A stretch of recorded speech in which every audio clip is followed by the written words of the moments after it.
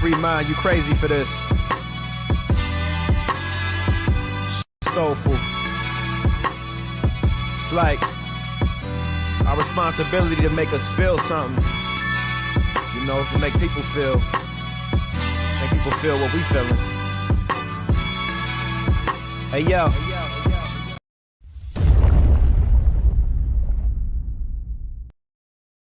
Regie here, and I want to welcome you to another one of my live streams. This is the Ready, Set, Go preview show, a show that we have been doing for 168 weeks strong, almost always on a Sunday night to get the week started off on the right foot. And as part of that, what I typically do is to give you a rundown of some of the content that is going to be coming out from the channel over the course of the week. We also talk about some news and current events, things that are on my mind that may also be on your mind as well. Again, all in preparation to get the week started off right. I will tell you, I had an amazing weekend. The family and I had just a great weekend, super active from Friday right up until pretty much today when we got a little lazy. Today was a rest and recovery day because we were pretty busy all day Friday and Saturday. So it was nice to be able to recharge just a little bit, almost too much relaxation. Not sure if my daughter is actually going to go to sleep tonight because she spent a lot of time sleeping. Anyway, I want to welcome everybody to the show. In a moment, I'm going to give you guys a rundown again of some of the content that is going to be coming out from the channel over the course of this week. And I think that there is some good stuff that is going to be coming out.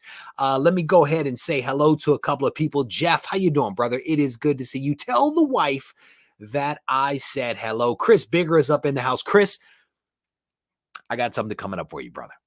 I got something coming up for you probably in time for Wednesday show. Stay tuned because I have a feeling you're going to like this one. 2021 New Age Investment. One of my Cali friends. How you doing, brother? It is good to see you. Another one of my Cali guys. Alan, it is good to see you. My Canadian brother, Squirrel Madness, welcome. Into the Oblivion, it is always good to see you. Welcome to the live stream. I think I saw Matt up in here. There's one Doug right there. Doug Moffitt, how you doing? Joey, the Stuntmaster, and Dad, or I guess, and Kid, how you doing, brother? It's good to see you. Dave is up in the house. The OG is here. Tina, thank you for doing everything that you do. Silver Age Surfer Comics, it's good to see you. Saying to Steve, welcome.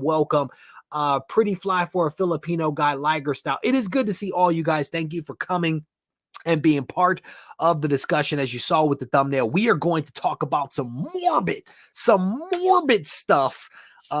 Depending upon one's point of view. Some people may think it's morbid, others might think that it's actually cool. I will allow you guys to decide. But before we get to that, there is something that I want to talk about. I cannot remember who sent this to me. It might have been Dave. Bratton. Somebody sent this to me.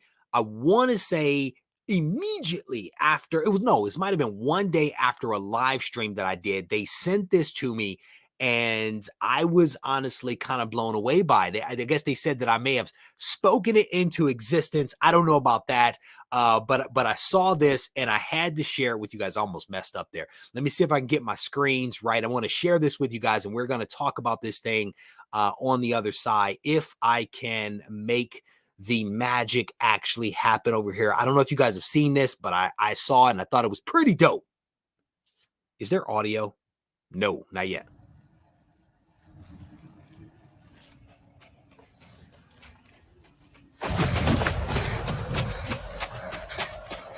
Wait for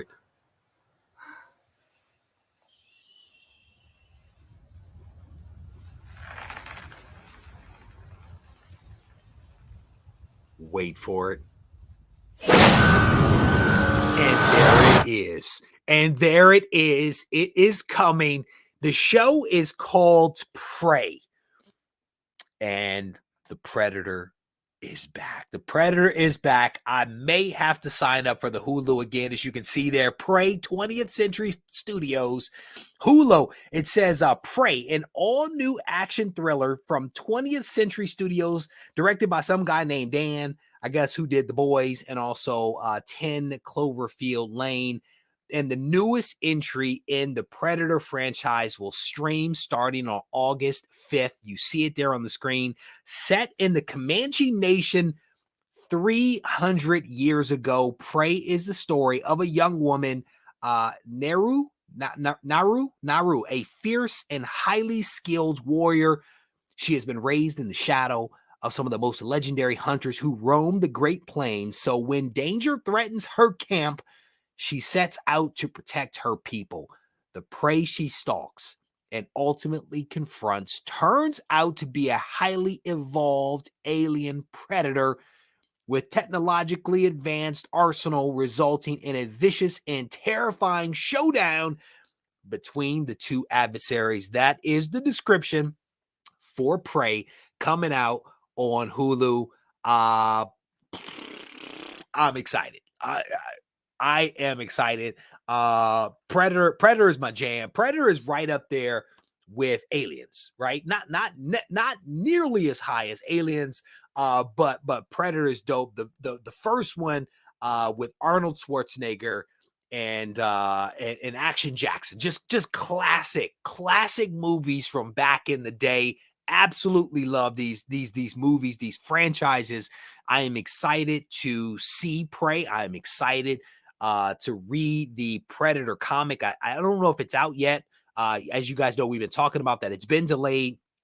When that comes out, when I'm able to put my hands on it, I am looking forward to reading that. But I wanted to share that with you guys because I thought that was pretty. Where is Danny Glover? Well done, sir. Well done. You are now talk about another classic. Danny Glover was like the buddy in a lot of movies back in the 80s, right? Like he was the buddy in a whole lot of movies. So oh my goodness, you guys are hilarious. Fight the good fight. I'm a big fan of Alien and Predator. I occasionally watch Alien. I occasionally watch all the movies that I can find. Sometimes I even have to pay for them because, you know, they're not always available on the free platform or whatever. So I sometimes have to pay for it. But it has been a while since I've watched some Predator. It's been a while. And I feel like I think I need to watch some Predator now. I think I need to go back and watch some stuff. Eat, pray, hunt. Well done. Well done. You guys are awesome. You guys are hilarious. Everybody's on the same dad joke, and I absolutely love it. But I can't remember who sent that to me, but it was like in tight proximity to one of the shows where I spoke about the fact that the Predator comic had been delayed, potentially because of some legal wranglings related to the folks that worked on the original Predator. I think it was the first two movies, worked on the screenplay. There were some legalities that were going on with them. So yeah, I got excited. I showed that to you. I forgot to give you guys a rundown of the videos that are going to come out from the channel this week. So let me do that right now. My man Neil's up in here. How you doing, brother? It's good to see you, Rob. So let me give you guys a rundown of some of the videos that are going to be coming out from the channel over the course of this week. We are going to be releasing the next installment of the CGC Top 10 Countdown. This is a video that I basically run down the books that we are sending in to CGC to be graded. And I will tell you, the video that I released like 2 weeks ago, which was for previous month, there were some surprises with that data. No doubt about it. I will tell you that there are some additional surprises with this new video, which looks at April. There are a couple of surprises in here. I think it's a good video. I think you guys will enjoy it. This one that I'm going to drop is hopefully going to put us back on track, where starting in June, I'll be able to release the May data to you in a timely fashion. So fingers crossed. So again, this week we're going to be looking at the top 10 most submitted books into CGC, but we will first, as part of that, look at the top 20, high level top 20. I'm going to run some things down for you guys. as you know, I've been on this. I work in themes, right? To some degree or another, I get down a path, and then I start to examine all kinds of things that are down that path, right? It's working in a theme, and I've been releasing videos related to CBCS as of late, and we are going to keep that theme going. And so, in a video this week, I'm going to talk about how to pick the right grading company. You guys remember a couple of years ago, I released a video. I basically said there is no universally best grading company. I stand by that. But we're going to build upon it by talking about how to pick the right grading company for you. And I think it's a good video. Fingers crossed that there is some benefit to those that take the time to actually watch this video. Again, that's the hope when I create this stuff, that it's actually going to help somebody. So fingers crossed with that. We're also going to look at a Silver Age submission. It's been a little while since I've sent in some Silver Age books. So we're going to send in some Silver Age books, and I'm going to show you what it is that I'm sending in. I'm also going to give you a slight update on some things that I talked about previously that I also showed you in a previous video. So it's an all-encompassing but short video. I think it's like 5 minutes. I don't think I've done a 5-minute video in a very long time, but we're going to be dropping a 5-minute video. In addition to those 3 recorded videos, which drop Monday, Tuesday, and Thursday at 6:30 p.m. Eastern Standard Time, we're going to be doing a live show on Wednesday at 7 p.m. Eastern Standard Time. That is going to be Comics Today. Comics Today show that we've been doing, I don't know, for 70 some odd weeks or something like that. It's basically like a celebration of New Comic Book Day, kind of, sort of. We typically have a guest on or two that helps me to make sense of something. So that's going to be coming out this week. And in addition to that, I'm also going to be releasing a podcast. The podcast should drop on Monday at 10 a.m. if my brother does his job right. And he has been pretty consistent. I don't know, maybe for almost a year. No, a little bit less than a year. He's been pretty consistent, but shout out to my brother Rizal for making magic happen. So that's the content that's going to be coming out from the channel this week. I think that there's some good stuff. I hope that you guys will tune in. And for those that came in a little bit late, Prey from Hulu, August 9th. Get your popcorn ready because it is going down. Predator is back. Predator is back. Fingers crossed that this new series pays the proper treatment to this amazing franchise, which takes me right back to my childhood. So there you go. Tina, I know you do. Tina, I know you watch the content. I know for a fact. Tina is one of the most consistent aspects to this channel. You know what I'm saying? Like she keeps me honest on a lot of stuff. If I mess something up, if something gets jacked up, I can always count on her to identify it and to help me to course correct. So I'm very thankful for Tina's many years of service. And I think there's a lot of you guys out there that have, you know, and I use that term loosely, have been in service of the channel in terms of keeping me on the straight and narrow and helping me make sure that things go the right way. I'm very, very thankful for all of you guys. Reggie trying to win away. Well, we did win 4. We did win 4 out of 5 awards last year. The most winning channel on all of YouTube focused on comic book collecting. We did make some magic happen. So fingers crossed that we can keep it going. We shall see. Predator is not too old for this stuff. Clearly, no doubt about it. Reggie's videos are like Alabama Heat. Hey, man, I'm going to be, well, no, neither one of these guys are going to be in it, TMX. And the reason being is that this is actually set 300 years in the past. It's basically going to be, because, you know, Predator, he travels around. They travel around and they basically square off against the best hunters of the time. My printer is loud, whatever that time is. And so they're going back 300 years, or maybe I should say it was 300 years ago in which Predator chose to visit Earth, and they square off against, I guess, a tribe from the Comanche Nation. So it is going to be very, very interesting to see how this develops. There was a whole section about how, I can't remember if it was the director or the producer or both, that have been involved with like Native American like shows before, and so they were very very clear to say that they are going to like pay tribute and to honor the history of the Comanche tribe. So I thought that was really cool. So it should be, hopefully, fingers crossed, very authentic to that group, but also pay tribute to the franchise that is Predator, right? So fingers crossed that they are able to make some magic, because I'm definitely excited about this one. So scrolling through some of the comments here, now that Bueller is living in a Winnebago, you should be winning. That's well done. Well done. I had somebody the other day, man. I think the person misunderstood what I say about Bueller. Like, they didn't fully appreciate that Bueller is actually my friend, and we go back like since the beginning of this whole YouTube thing. You have friends, and you have different relationships with your friends. They're not always the same. Sometimes, you know, you kind of poke the bear, you poke your brother, and you have fun with it. And that's what a lot of this is me having fun with Bueller. He does the same thing. I definitely appreciate it. Gordon, we do one per month. And this month's spec video has already dropped. And one of the books from that video actually landed in Key Collector app. And I want to say another one may have also landed in Key Collector app, but Doug is the one that tracks a lot of that stuff. He'll have to keep me honest on that. But next month, June, we have something ready, man. We have something ready to go. I can tell you the two most popular videos on the channel are the CGC video, which is another installment is dropping this week, and then also the Blue Ocean spec books, the Buy These Books Now video.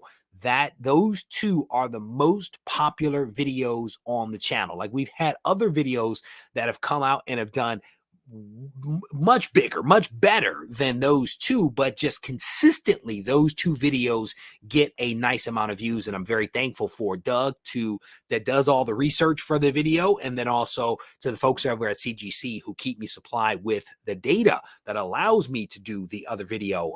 But yeah. Let me see, scrolling through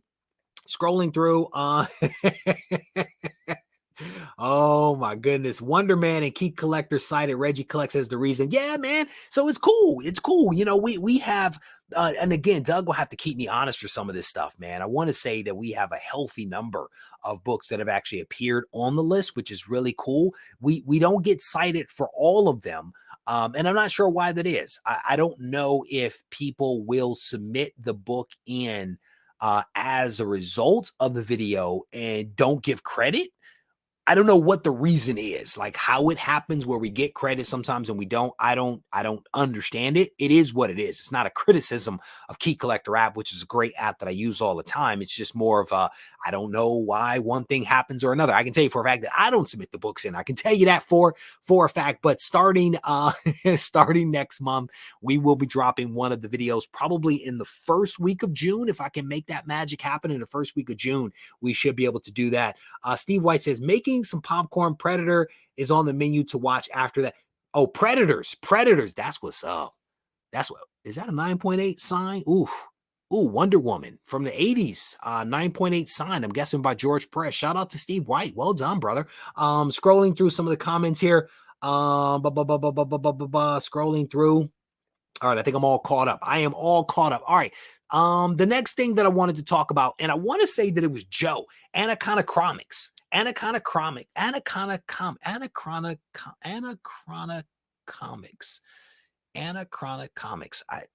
at least two of those were right.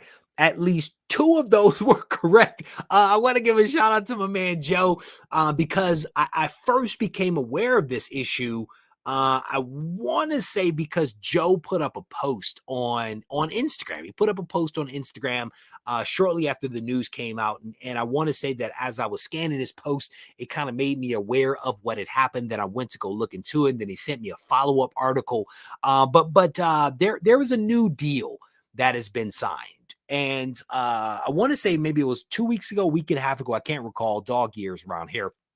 I spoke a little bit about people profiting from those that have passed on, right? People that sell comics, that sell collectibles and other memorabilia after someone has passed on. And I think it was Wayne that came on the show. And I asked him the question of like, is this just part of the hobby or is this morbid? And I think his comment to me was that it's part of the hobby, right? It is part of just about every hobby. Somebody passes on, doesn't matter whether you're a comic book creator or a celebrity, someone out there is going to profit off of you. So this is a little bit of a continuation of that discussion that we had at the very end of another conversation.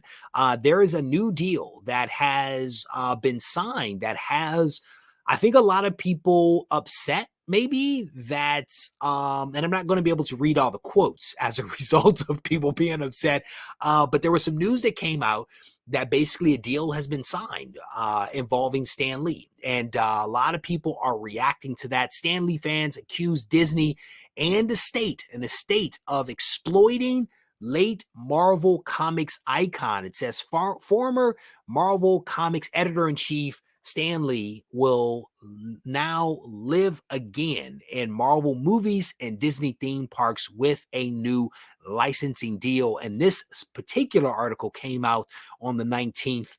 And again, it says here that the MCU is resurrecting Stan Lee thanks to a new licensing deal, and fans are voicing their criticism. On May 19th, Marvel announced a 20-year deal with Stan Lee Universe, a venture between Genius Brands International and POW Entertainment, to license the name and likeness of the late Marvel Comics editor-in-chief for use in future films, television productions, as well as Disney theme parks, experiences, and merchandise under a broad deal with his estate.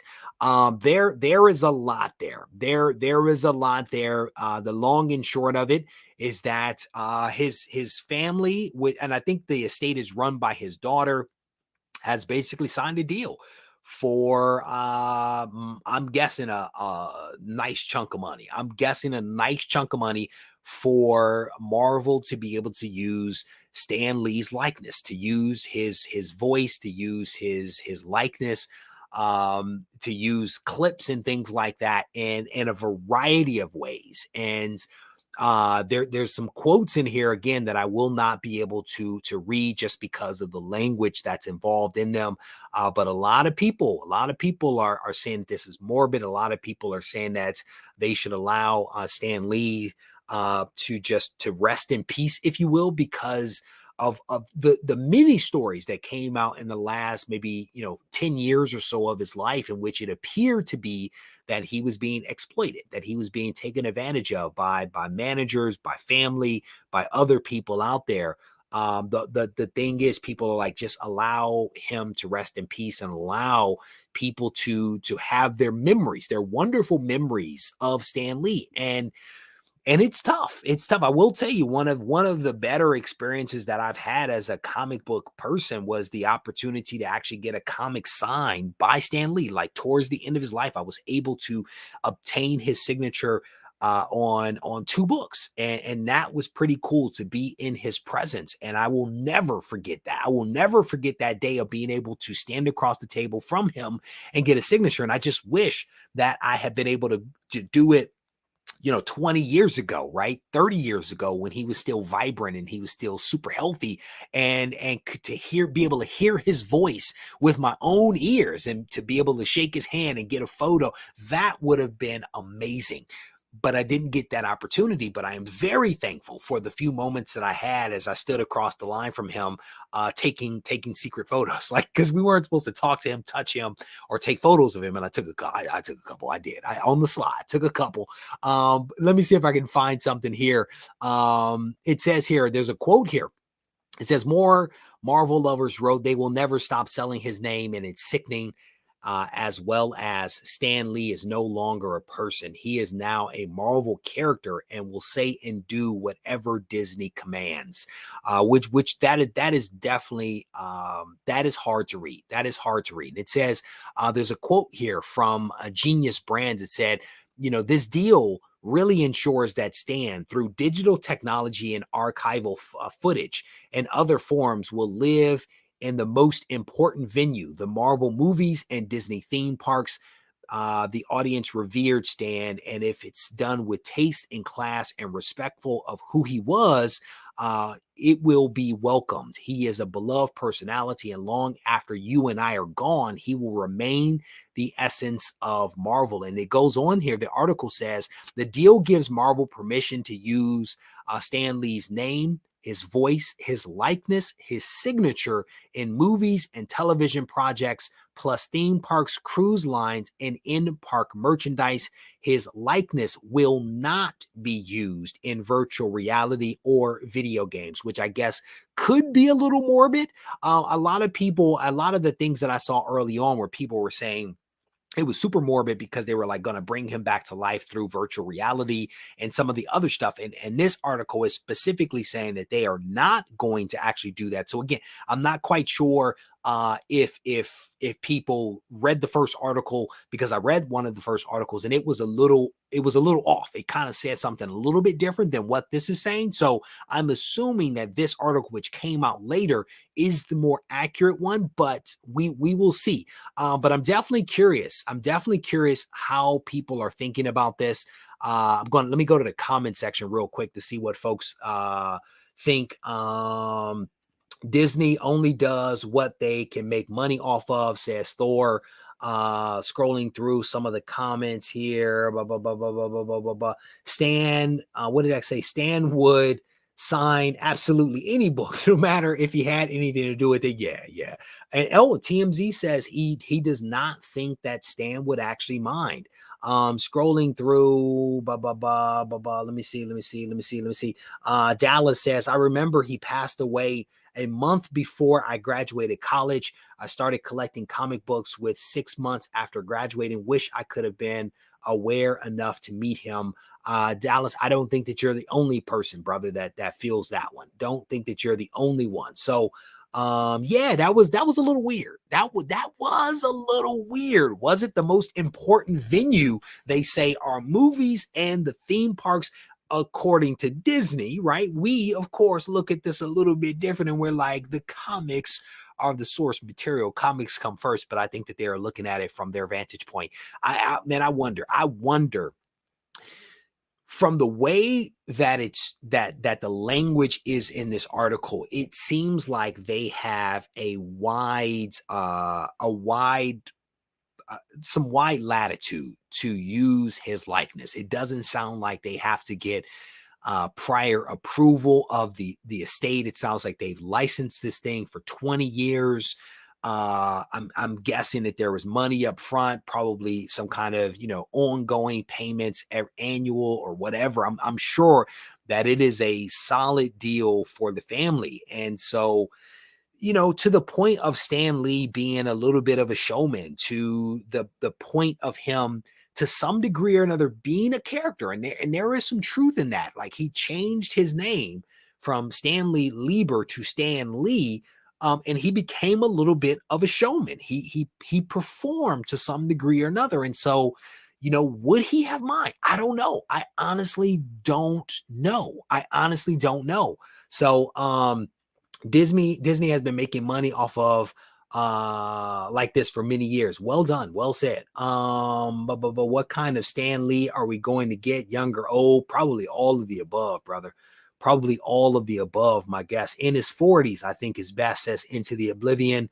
I reserve judgment. Ooh, that's a great position right there. I reserve judgment to see how it's actually done, because to that point of the article, if done with taste, if done with class, if done with respect, would we mind? I don't know, right? If you dress him up and you make him do all kinds of weird stuff, like, that's where I think most people would be like, that's too far, right? But whenever we saw Stan in a movie, there was always the moment of Stan's in the movie. You get the smile on your face when you hear his voice, when you see him for that, 30 seconds or whatever it is on camera, you grin, you smile to yourself because you see his voice. I'm sorry, you hear his voice, you see his face, and those feelings that you have, they come to the surface. And again, to the point of, if they do it the right way, then maybe we will all still have some semblance of that. It was one of those things. It'll be very interesting it'll be very interesting to see how all of this stuff kind of plays out. But again, a lot of folks very upset about this. I wonder how many of these sweaters and pairs of khakis Stan had. You know, I really do wonder how many of that uniform he had. You know, I had a professor back in school. The professor only wore one thing. He wore a blue jean shirt and a pair of blue jean pants. And I think he had multiple of them. It was the same outfit every day for years. And you could tell that there was more than one. Let's put it that way. So, but shout out to Joe for making me aware of what was happening with these. So for those folks that came in a little late, this is an article that came out on IndieWire. Stan Lee fans accuse Disney and the estate, the Stan Lee estate, that is, of exploiting the late Marvel Comics icon. And Joe is the one that gave me a heads up about this. There are a couple of articles out. I want to say that this was one of the second wave of articles that may have clarified a couple of things from the first wave. But Samantha did a really good job on this article, I do believe. All right, so let me go back to the chat real quick. Don't get me started on The Fly, because that was a dope movie. Dope classic 80s movie. Not like super, awesome movie, but it was a dope 80s movie, no doubt about it. That's probably the only thing I left like Jeff Goldblum in, to be honest with you, because whenever he shows up, he is Jeff. He's always Jeff, no matter where he is, except in The Fly. He was not Jeff back then. So let me scroll through some of the things. Anaconda Comics. I don't think I got it right. I don't think I got that right. Oh, Kingpin Comics, how you doing, brother? It is good to see you, my friend. There was another comment. Nothing like Neil Adams' blue shirt. I'm gonna tell you, it's cool because everybody, a lot of people have a thing, right? They have a thing, and that thing becomes a signature. And Stan with his green and khaki was his thing. Neil Adams with his blue. Occasionally you would get like a tie with it, or you get like a jacket over it. But you're right, there was a blue shirt. Same thing with George Perez and his shirts, his crazy shirts. A lot of people have a thing that just becomes a signature after a while. So Jeff Goldblum, brother, it is not Superfly. Let's be super clear about that. Are the blasters in here? So the question for you is, did you have to drink the ghost pepper infused alcohol? That is the question that I have for you, Blaster. Did you have to drink it? And what were the ramifications of that if you did have to drink it? Scrolling. Oh, is that a Colonel Sanders? What was that? There you go. I kind of think about Colonel Sanders. He was a showman and brand symbol and real person, but how he is portrayed now and by other people is weird. Completely agree. Don't want to see Stan done dirty like that. I could not agree more with that. I could not. But I guess I did see Colonel Sanders as a person. As I was growing up, he was an actual person. I have no clue who he really was because I only ever saw him within the confines of the commercials. I had no awareness of Colonel Sanders, the person, versus Stan Lee. Like, I feel like I know a little bit about Stan Lee as a person with all of the documentaries, with all of his comments in comics over the decades. Like, you feel like you have some semblance of who he was as a person, right? I don't necessarily know I have that type of connection with Colonel Sanders, but I think that your point here is a wonderful point. It is a wonderful point. Wayne's on fire tonight. Wayne's on fire. Scrolling through some of the comments here. Let me see. Okay, I think I'm all caught up. All right. So another thing that I wanted to hip you guys to, and I cannot remember who first sent this to me, because this one has been out there for a while. Like, this has been bouncing around for a little while, so I'm not definitely breaking any news here. Yeah, let's just jump into this one. This is DC being DC. This is just DC being DC to some degree or another, right? A show that was in development has been canceled. Wonder Twins movie canceled by HBO Max. It says DC's Wonder Twins movie not moving forward to HBO Max. Like, people were super excited about this. Like, all of a sudden, the Wonder Twins first appearance, books, and all that kind of stuff started to get hot. Now it's like, wah, wah, it's over. It's over. Spec gone. Spec is over already. Spec is over. So these are the two actors that were selected to play the Wonder Twins. Wonder Twins activate. It says the planned Wonder Twins live action movie for HBO Max is no longer moving forward. The news comes just over a month after it was announced that the two leads have been cast for the role.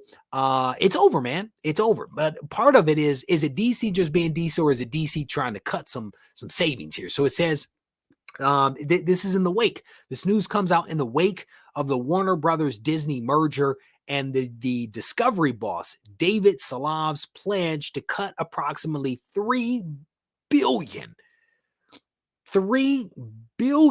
in cost at the newly merged company. Wonder Twins reportedly carried a budget of $75 million. Those are big numbers. Let's be complete. He has to cut $3 billion. What is your operating cost? What is the OpEx look like? $3 billion. Sweet Christmas. Let me see. What are they saying here? To that end, Variety reports that Discovery is exploring a significant overhaul of DC entertainment operations, while also exclusively reporting that the Warner Media-owned cable networks of TBS and TNT will no longer be developing scripted programming. So this is a little bit of a continuation of something that we spoke about recently, right? David Salav has made a lot of public statements, and one of the statements that he has made is that DC Entertainment actually needs a Kevin Feige-like person.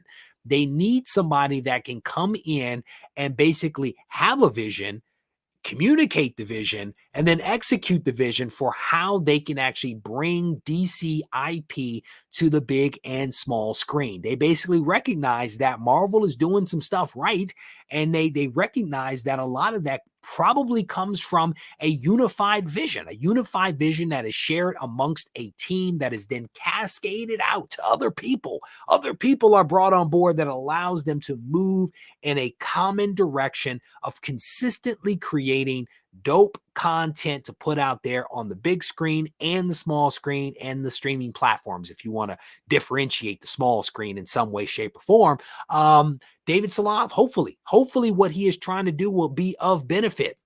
But again, a lot of folks were excited about the Wonder Twins, but it's over. It's over. No more Wonder Twins right now. And potentially that's a good thing. Potentially it's a good thing. If they were not ready, if they were not fully committed to it, just end it now. End it now. Take those dollars and allocate them to something else, right? Allocate them to some other kind of magic that could be made out there with DC IP. Let me look. Chris is like, put me in charge. Put me in, coach. What is it? I heard they've been trying to keep movies under 35 mil. Isn't that a lot, though?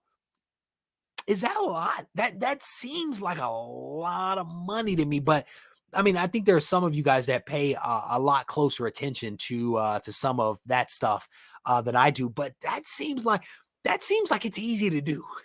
I mean, maybe not for a big blockbuster, but it's also a streaming platform. It's not necessarily a movie. Again, I don't know this stuff as well as you guys do.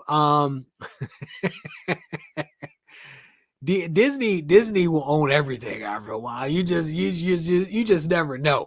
What is that? Cruz Jay Thomas says, thank goodness that Salav is killing all the garbage that WB has been putting out under the DC banner. Hopefully now they can finally get some good projects out. So one of the things, and I think it was Mark.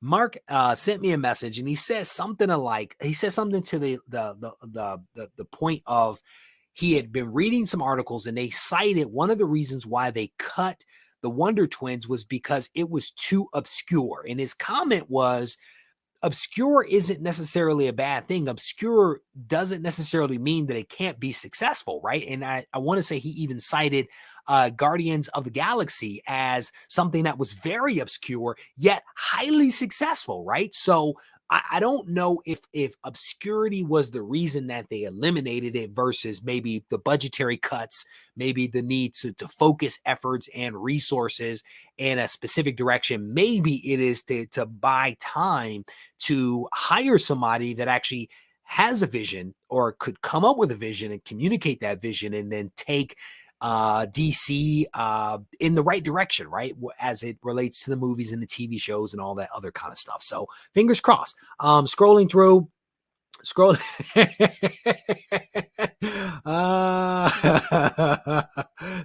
through some of the comments here.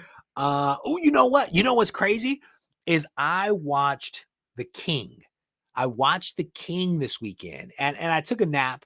I probably missed about 20 minutes of it, to be honest with you. He was watching me at one point. But Rob Pattinson was actually in The King. He was the French prince, and I did not like him. I did not like him as the French prince. I'll be completely honest about that. But I saw him and I was like, that's Batman. I was like, that's Batman right there. If you haven't seen The King on Netflix, it is not bad. I like period pieces, and this was very much a period piece about the rise of King Henry. So I thought that was pretty cool. Scrolling through the comments here. Uh-oh. David Ayers is making news again about the Snyder Cut, he says. Let me see. What is that? Oh, let me see. What is that? I'm very excited for the merger. Can you imagine X-Men and the Justice League, Suicide Squad, and the Avengers? Man, I think that there has to be a lot of progress made on the part of DC before I think that Marvel would entertain that, right? Because that has all the makings of something that could go really wrong. But it would be cool. It would be cool to see some of these crossovers come to the big screen, right? But again, I think that DC has to find its footing. They need to find their footing. They need to have some success of their own, I think, before they would entertain, much less Marvel entertain something like that. But it could be cool. It could be cool. Josh, you're late, brother. Wait a minute. James Gunn did a fantastic job with Peacekeeper. Okay. I think you said you just watched. I was about to say you're late, brother. I'll be honest with you, brother. Hey, Josh, if you're not watching Titans, if you haven't watched Titans, brother, treat yourself. I'm gonna be honest. Titans is good. Titans is good TV. Like, it doesn't have its writing isn't like super top notch, but it's not bad. The special effects are used sparingly to keep the budget down, right? But Titans is not a bad show. I think we're about to go into season 5 or something like that. I enjoy it. I enjoy Titans. Gotham, if you have not watched Gotham, treat yourself. I was resistant to it. Finally broke down when there was nothing else on TV on Netflix. I watched a couple of seasons. Gotham, incredible. I'm gonna tell you right now. Scrolling through some of the there are some comments I'm not quite ready for. HBO Max has movie quality shows, but yeah, the writing definitely needs to improve. Joe is up in here. How you doing? He says DC fans have been upset with the current movie people. So let's give the administration a chance to fix things. There you go. Let me see. I'm scrolling through. Let me see. I'm scrolling through. I remember the Titans. There you go. Titans is great. Oh my goodness. The Bruce Wayne. Like, I like that actor, and I think he actually makes a good Bruce Wayne, but I don't like him or that role in this show. Like, I just don't like it. I don't like him as Bruce Wayne in this show, but elsewhere, I think he can make a dope old Bruce Wayne. You know what I'm saying? Like, there's something about Bruce in Titans that just does not sit well. There you go. Gotham was the bomb. Somebody told me it was over. It ruined it. It ruined it for me. I was like watching it like I'm going to catch up. And then somebody was like, yeah, it's over. Hurt my heart, man. There you go. Titans and Gotham. Those two shows are pretty good. They are pretty good. I watched Arrow for a little while. I'm not a Green Arrow fan, but I watched Arrow. I thought that was pretty good. Flash was okay. Supergirl, I would agree with that. I would agree with that. Yes. Yes, I would agree. Scrolling through some of the comments, I am so off track with what we're talking about, but whatever, it's all good. All right, so another thing that I wanted to hip you guys to, the folks over at CGC put out this press release the other day. They sent me a copy of it, and I wanted to kind of share this with you. Some crazy stuff, and this actually fits into a video that I'll be releasing not this week, but next week for you guys. Remember what I'm going to talk about in this next portion here. But CGC has issued a press release. CGC certified Superman #1 sells for $720,000 at auction. Again, this happened on 5/19. The Golden Age book is now one of the most expensive comics ever sold. It didn't break a mill. I'm jaded. I only pay attention when things break a mill. Could you imagine owning this book? Could you imagine having sold this book? Could you imagine being in a position to buy this book? Could you imagine if you had this book right now? Like, no matter how you look at it, if you are attached to this book, you're in a very good place. Anyway, Superman #1 continues to leap tall buildings in the collectibles market. A rare copy of Superman issue #1 graded by CGC sold for $720,000 on May 12th with a grade of a CGC 5.0. This book is exceeded in the CGC census by a mere 9 copies with the Universal Blue label. Published in 1939 by DC Comics, Superman #1 was the first comic book devoted entirely to a single superhero.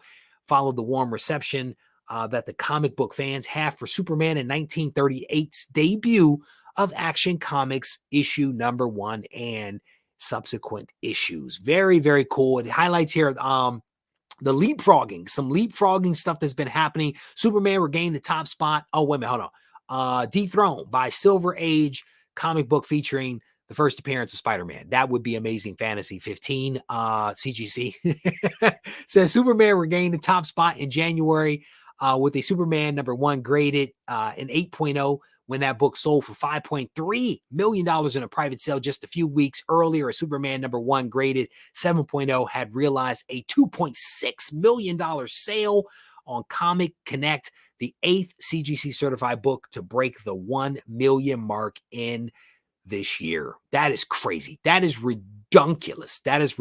According to the CGC census, there are 167 graded copies of Superman issue #1, including 71 with the coveted blue label. That's cool. That's crazy. And they also highlight here some other stuff, highlight some additional sales, but just a big sale. Cool book, man. Cool book. I'd love to just hold one day. I just want to hold it just for a little bit, take a photo with it. Just simple aspirations. I think any of us would take it. Pop, how you doing? It is good to see you. It's not too hard, Pop. It's not too hard. We're here twice a week. We're here on Sunday at 7:30 Eastern Standard Time and Wednesday at 7 p.m. Eastern Standard Time. It's not too hard. No, I'm joking. I know that life can be crazy. People have a lot of stuff going on, so I definitely appreciate folks coming. That reprint. Oof. That reprint must be nice right there. That reprint. So the last thing that I want to talk about is this is an article that I looked up, and I thought it was a pretty interesting piece here. So I want to talk about it a little bit. Black Adam. Black Adam has been a topic that we have touched on off and on for a while. And there is a new series that is coming out featuring Black Adam that is going to go in a very different direction because of the writer. The writer is going to take Black Adam in a very different direction than what we have seen historically from DC when it comes to Black Adam.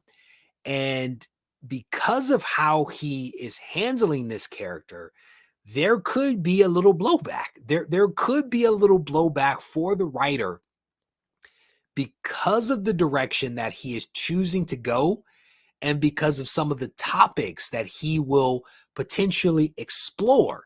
And what's interesting is that he kind of sort of knows that there's going to be a little bit of blowback. And in fact, he was anticipating blowback from DC itself as he pitched the idea when they actually came to him.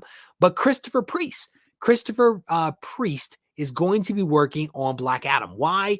Black Adam writer Christopher Priest thought DC would fire him. Basically says here, the new Black Adam ongoing series will evolve the villain in new and unexpected ways. Depending upon who you ask, Black Adam of the Shazam family of powers is neither an anti-hero nor a downright villain. The character is slated to make his big screen appearance when Dwayne "The Rock" Johnson, who I think is doing reshoots right now, is actually going to take up the mantle and bring this character to the big screen. It says it's going to be starring Black Adam, that is, not Dwayne "The Rock", will be starring Black Adam in a new series from Christopher Priest, who is known not just for reinventing characters, but challenging the mythos that accompanies many legacy characters at Marvel and DC. And what you see here is on this right-hand side is a very dope cover.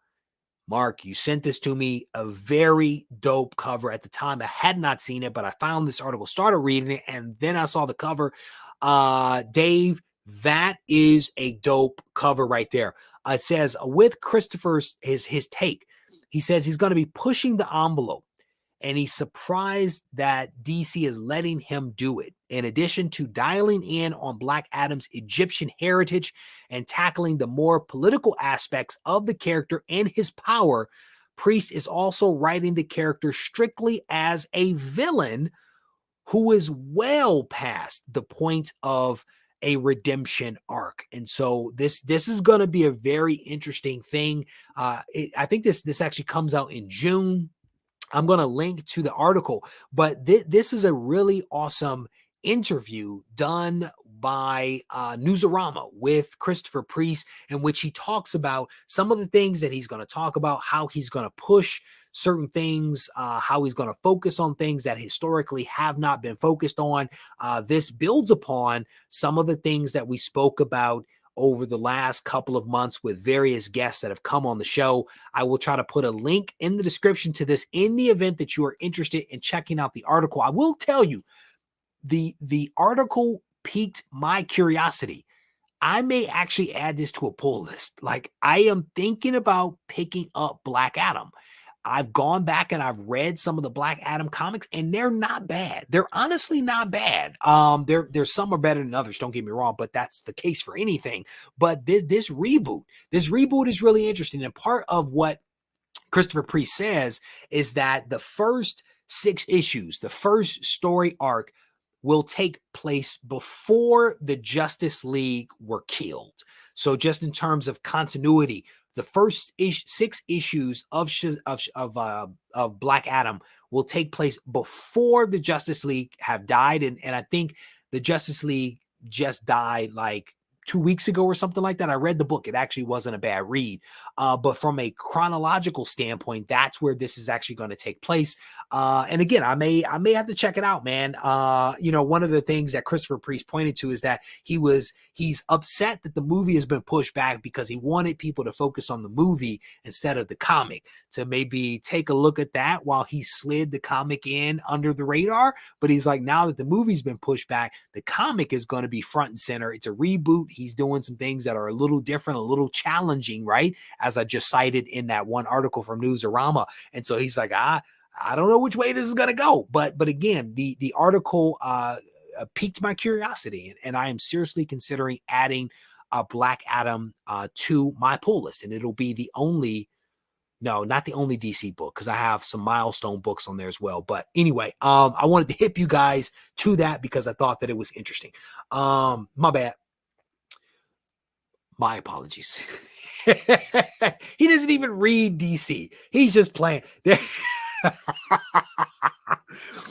Ooh, Yeah, man. We touched on that topic. We touched on that topic for a little while. We touched on that for a little while. Dave, I might need you to send me a reading list. I might need you to send me a reading list because I do want to check it out. Oh, that brings me to my other point. One of the things that Christopher Priest kind of pointed out is yes, the first 6 issues will precede the death of the Justice League, but he also said that someone will not need to be steeped in the Black Adam mythos or the Shazam mythos or the DC mythos in order to get on board with Black Adam issue number 1. He's like, I'm writing this story in a way that anybody can get on board, which I think is really good. I think that that's actually a pretty smart move because so many people will say that they don't know where to start. And for us as people that read comics all the time, you're like, you start where you start. You start at the beginning of a story arc. You start with issue number 1, and you start with whatever issue is on the shelf at the time, and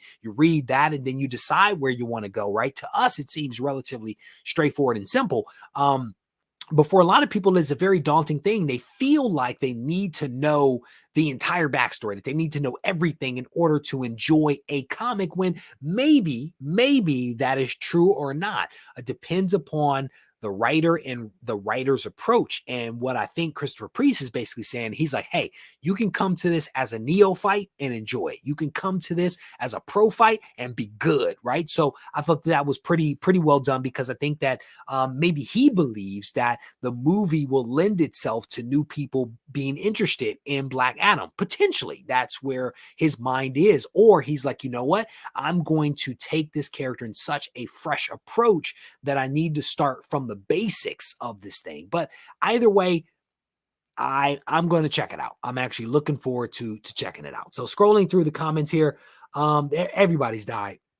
Everybody has died and come back at one. So much so that now they put it in quotes. So and so died, because they're like, no.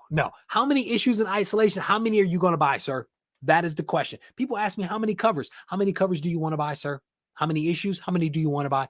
Doug says that there is at least 36. Doug says there's at least 36. You don't know how successful something is going to be. You don't know, right? You don't know how far you're going to go with something. But what I've spoken with Doug and the team about is that every issue that comes out has to have some significance. Every issue has to tell a complete story. It has to give a piece of the puzzle. It has to have people walk away with something of value. It cannot be read these 5 issues and then understand what's happened. No, every issue has to have something of significance in it, because you never know how far you're going to get. But again, Doug has he has plans, man. Doug is never short of words, right? So he is a writer that has a lot of words. So he has 36.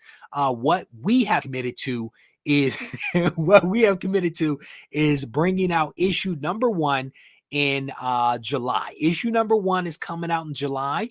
And I've already greenlit issue number 2. We have not started on issue number 2, but we have greenlit issue number 2. And the success of issue 2 will be dependent upon you all buying issue number 1. And the success of issue number 3 will be dependent upon you guys buying issue number 2, right? If people sign up for this and if they buy it, then we will continue to do it, right? So for those that don't know, Isolation is a comic that I am self-publishing. I am literally publishing the comic myself, right? So I, with Doug, have assembled a team. We have created a comic. Issue number 1 is done and in the can. And hopefully this week I may be able to show you all some of the other covers that are going to be coming out. We may start pre-booking in early June. Book comes out in July. But I will tell you that I am very excited about this project. I'm very excited about people having an opportunity to read this, right? I had somebody say to me recently that independent comics are dead, that they're not interested in the independent comic thing because they think that it is is dead and that it is a waste of time. And my whole thing is, so I should just pack up my toys and go home because you think that something is dead? No. Thankfully, you know, I have enough faith in myself. I have enough faith in Doug. I have enough faith in the creative team. I have enough faith in the community that people will support the project. And if the project is good, the people will continue to support it, right?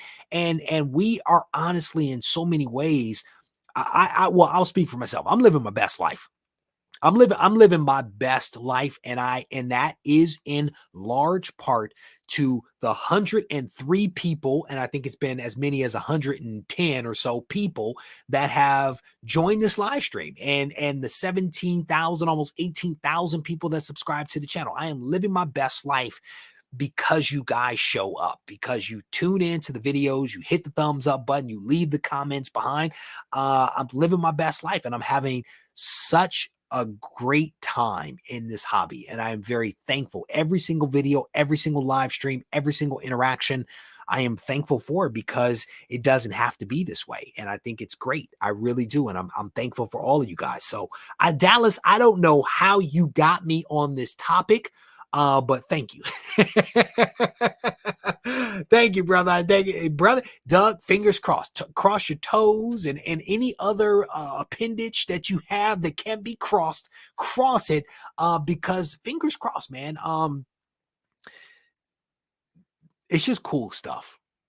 It's just cool stuff. It really is. We are doing some really cool stuff, and I am very thankful. I am very Josh is talking about Calico. We had HH on the show, another independent comic book creator. This guy's up to issue 5. I went and supported his Kickstarter. Another independent guy that is out here doing it, making magic happen.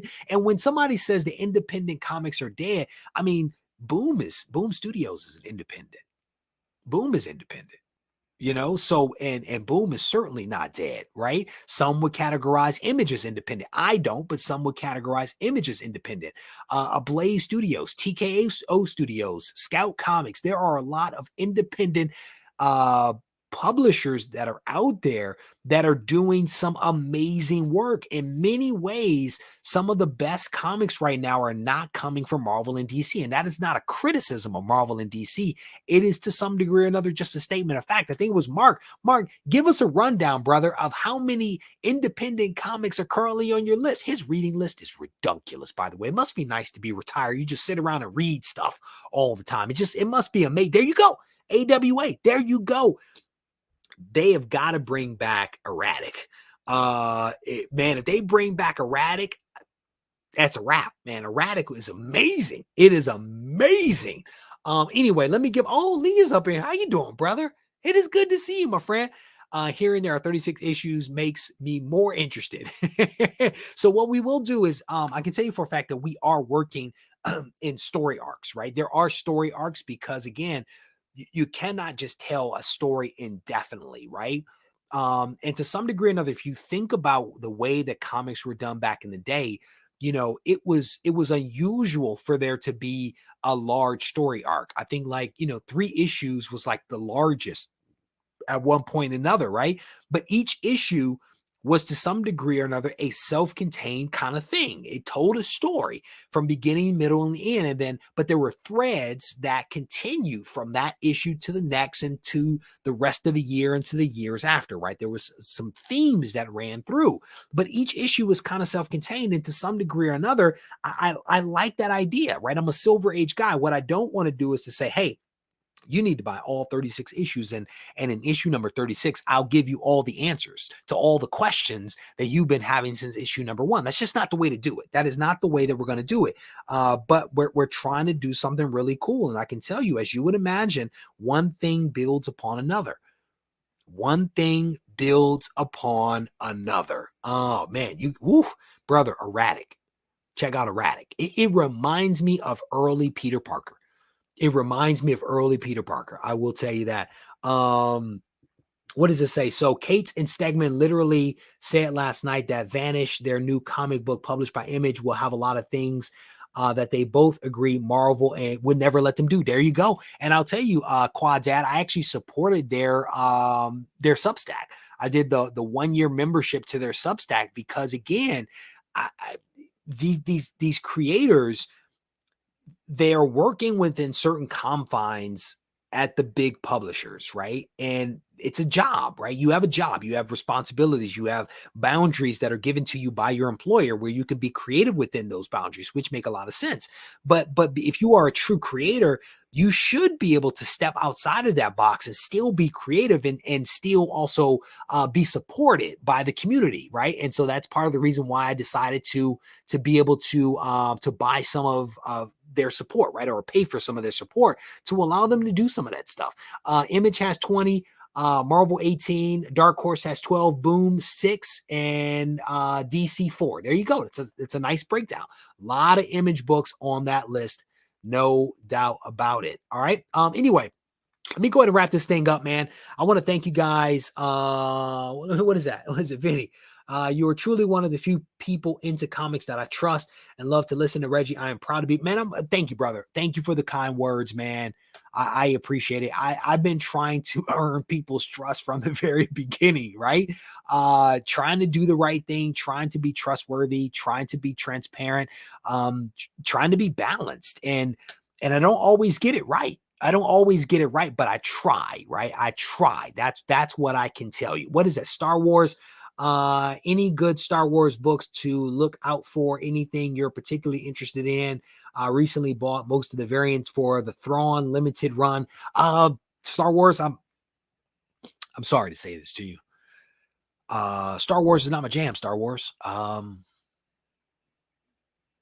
have no recommendations for you. I have like literally zero recommendations for you. I don't do Star Wars. I don't. And again, I've said that before. It's one of the great things about this hobby is that we all have an ability to like what we like. And that's actually okay. Everybody is welcome here. Everybody gets along. Even guys that start talking trash about Peter Parker. You know who Peter Parker is. Anyway, let me get myself out of here. I want to thank you guys for hanging out with me just a little bit.